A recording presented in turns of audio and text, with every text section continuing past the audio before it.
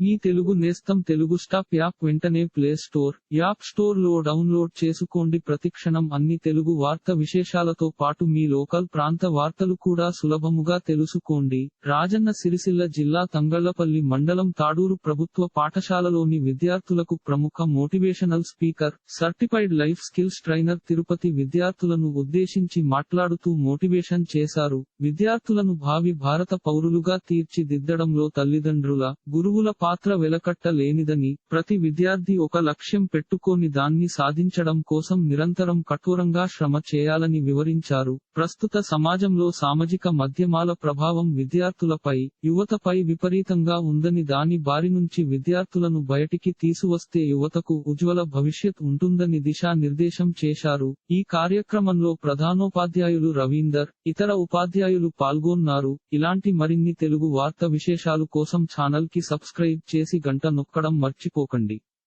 ఈ వీడియోని తోటి మిత్రులకి షేర్ చేయండి. మీ అభిప్రాయాన్ని కామెంట్ లో తెలపండి.